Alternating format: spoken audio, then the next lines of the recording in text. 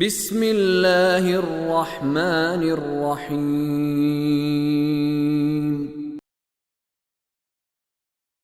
الحمد للہ فاطر السماوات والارض جاعل الملائکة رسلا اولی اجنحة مثنى وثلاث ورباع یزید فی الخلق ما یشاء ان اللہ علی کل شیء قدیر۔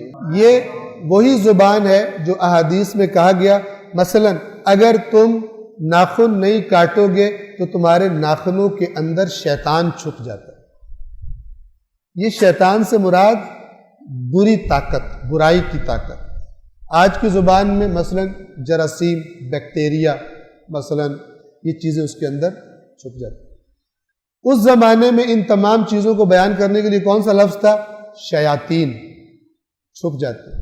یا بعض اوقات جن کا لفظ استعمال ہوا، اور مراد کیا ہوتی ہے؟ وہ جو تمہیں دکھائی نہیں دیتا۔ جن کا لفظی معنی کیا ہے؟ دکھائی نہ دینے والا۔ توجہ کر رہے ہیں؟ لہذا جو کہانیاں سن کے تصورات ہیں ہمارے ذہن میں، اس طرح کے فرشتے اپنے ذہنوں سے اڑا دیں، اور جو اصل فرشتہ ہے کیسا ہوتا ہے ہمیں تو اپنا نہیں پتا کہ ہم کیا ہیں، روح کیسی ہوتی ہے، ٹھیک ہے نا؟ یہ جو اس باڈی کے روبوٹ کو یوز کر رہا ہے، جو اصل انسان ہے، توجہ کر رہے ہیں، وہ کیا ہے؟ وہ مجھے بھی نہیں پتا کہ میں کیا ہوں۔ میں اس کو پہچانتا ہوں جو اس زمین کے ایلیمنٹس سے مثلا بنا ہے، اور اسی کے اندر دوبارہ چلا جائے گا۔ اصل انسان محفوظ رہے گا۔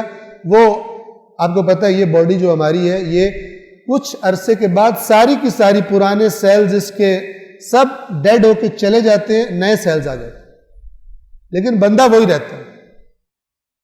لہٰذا اگر مثلا کسی نے 20 سال کی عمر میں قتل کیا ہو، 60 سال کا ہو جائے تب پکڑا جائے، تو وہ کہے کہ آپ لیبارٹری میں چیک کروا لیں، 20 سال پہلے والا تو بندہ ہی نہیں ہے۔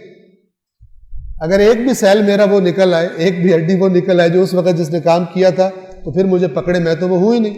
اور ایک لحاظ سے وہ صحیح کہہ رہا ہے، لیکن جو نہیں مانتے روح کو بھی، وہ بھی کہتے ہیں تو وہی ہے، تو کسی اور شکل میں بھی آ جا، کسی اور میک اپ میں بھی آ جا، تو نہیں بندہ مارا تھا۔ توجہ فرما رہے ہیں؟ تو یہ روح، یہ اللہ تعالیٰ کی خاص قل الروح من امر ربی۔ اے رسول، آپ سے روح کے بارے میں پوچھتے ہیں، آپ کہہ دیجئے روح میرے رب کے امر سے۔ ویسے سب چیزیں اللہ کے امر سے، یہ خصوصی امر۔ وَنَفَخْتُ فِيهِ مِنْ رُوحِي، میں نے اپنی روح پھر اس میں پھونکی۔ جب اللہ بیان کرتا ہے کہ کیسے ماں کے پیٹ میں کیا کیا ہوتا ہے، اور پھر جب ایک خاص سٹیج پہ پہنچتا ہے، وَنَفَخْتُ فِيهِ مِنْ رُوحِي، پھر میں اس میں اپنی روح پھونک دیتا ہوں۔ اس کا مطلب یہ نہیں ہے اللہ تعالیٰ یوں کرتے ہیں، یہ سب مانوس الفاظ ہیں، توجہ کر رہے ہیں، کہ جس سے وہ سننے والا انسان آرام سے تصور کر سکتا ہے۔ لیکن پھر خود خدا بتاتا ہے کہ ایسا نہ سمجھنا جیسے تم کام کرتے ہو، لیس کمثلہ شیء، کوئی اللہ میں نقص نہیں ہے، اللہ بیٹھ کے پھونکے نہیں مار رہا۔ حتیٰ کہ یہ جو کن فیکون ہے، اللہ میاں مثلا عرش پہ بیٹھے ہوئے ہیں اور کن کن کن کن کہتے جا رہے ہیں، نہ، یہ کن بھی سمجھانے کے لیے، اللہ کو کن کہنے کی بھی ضرورت نہیں ہے، اس کا ارادہ کرنا ہی کافی ہے۔ جس چیز کا اس نے، جس کا ارادہ کیا جاتا ہے اسے مراد کہتے ہیں۔ وہ ارادہ کرتا ہے، مراد سامنے ہوتی ہے۔ بالکل ایسے ہی جیسے میں اپنے ذہن میں تصور کروں پہاڑ کا، تو میں کن کہوں گا بنے گا، یا میں کہوں گا پہاڑ میرے ذہن میں بن جا تو بنے گا؟ نہ، میں نے صرف توجہ کرنی ہے اور میرے ذہن میں پہاڑ کیا ہو جائے گا؟ بن جائے گا۔ خدا کو بھی فقط یہ کہنا بھی غلط ہے کہ توجہ کرنی، اس کی توجہ ہوتی ہے۔ یہ سارے الفاظ ہمارے ناقص الفاظ ہیں، اور چونکہ ہمارے پاس چارہ نہیں ہے، اسی زبان کو ہم نے یوز کرنا ہے۔